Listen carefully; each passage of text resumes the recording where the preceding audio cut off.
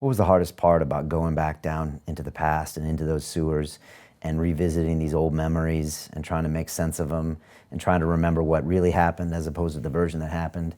I mean, the abuse with your dad seemed pretty real. Oh, it was real shit. I was pretty real shit. Was that the hardest part, or did it trigger stuff into you physically and mentally where you were like, whoa, You know what you realize? You realize how much you try to block it out. You realize how much of your life you just shove under a rug and you just live on top of that rug until you pull that rug out and you fall into this fucking pile of shit. And then when you're in this pile of shit that we literally carry around with us all day long, but we just put it way back here, but we're carrying this big fucking rucksack, this big backpack of shit every day, but we think we're not. right? We think we're not. We think, oh, we're good. I'm good. So when I had to go back in that shit, what was hard about it was trying to find power. Trying to find power in filth. Trying to take all this negative shit and say, all right, how the fuck am I gonna use all this shit to propel me forward? That's the hardest part about it, because all you wanna do is lay in it and just say, God, man, like, just let me die in this shit. So as you're going back to it, it almost makes you say, how the fuck did I get here? So then I went back to it, and I went back to it way before this book, because you have to go back to it before you go forward. You know, we all want to start now. I'm 44, I'm not gonna go backwards, I wanna go forwards. So that's not how it works. It's not how it works. So you had been processing this for the last 10 years. Years. Yeah. You can't speak about the way I do unless you process it. You go back 1,000,000 times. You battle it, you overcome it. Even though it's gone, you gotta go back in your mind and face it and overcome it.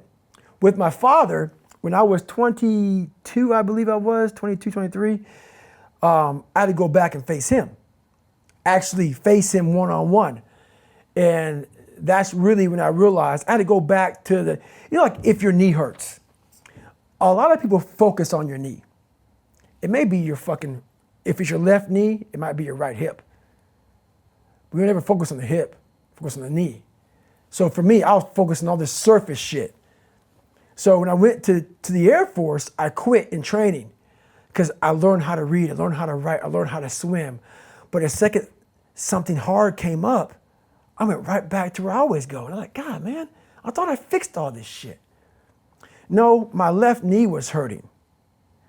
And I worked on my left knee. It stopped hurting. But my fucking right hip was the fucking problem.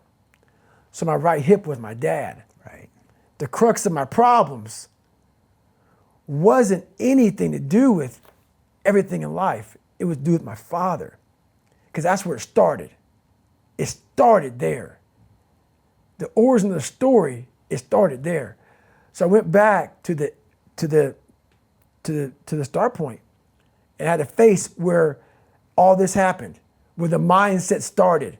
The mindset of, all this shit, being beat for no reason and feeling like you're nothing and feeling like you gotta lie to gain friends. And, my mind was developed, but it wasn't developing properly in that hell. You can't develop a mind in the hell I lived in.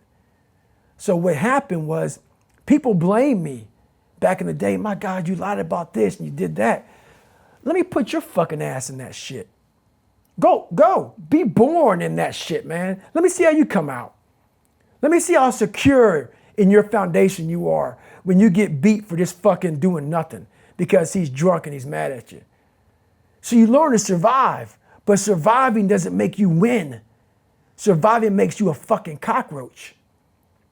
It makes you just do that, survive. It makes you lie. How can I get through this? Right. How can I get around this? Versus being a man is standing up for what you believe in. You're a coward, so you lie and you manipulate. But that's what those foundations, a lot of people are beat mentally, physically, spiritually, emotionally. So it makes you a coward. But then people blame you for how you act when you're 30 fucking years old. They don't know where you come from. They don't know the hell you had to endure, why your mind is the way it is now. So you have to go back and fix that shit. You got to go back to where the shit came from. And I could fix it now. You gotta go back and fix it. So when I went back there, I realized this fucking guy, I had to look at my dad and forgive him without saying sorry. No one said sorry. I had to go back and say, why were you so fucking nuts? And realize, oh, you never went back. Right. You never fucking went back. And whatever fucked you up while you beat the shit out of my mom, me and my brother, you never went back. So you took all that shit out on us. And therefore, that's how the generational shit goes on. My dad was an alcoholic. My dad was a druggie. I'm a druggie. That's how that shit goes on. No one stops it. I stopped it. So that's what that caused me to do. That you forgave him in your own mind. In my own afterwards. mind. He died a few years back. I didn't go to the funeral, but I don't hate him. I had to let it go. It was over. That part of my life is over. I don't hate you. You're my father. I respect you for that. But I also know why you were the way you were. You have to understand the demon before you can fix it, man. Now, what about the crazy observation? I'm sure you heard this before, is that David Goggins doesn't exist without that childhood. It's a true story. It's a true story. I had to go through all of that shit. But guess what? Like I said, something put me down here to go through that hill, to see the limitations of the human mind. I believe that I was here to do that. To come literally, no one taught me anything, man. To say, all right, man, what are we capable of? I had to be that guinea pig. And now, because I was that guinea pig, other people are learning from me, not having to go through everything I went through. Right. But now I have the answers to a lot of these.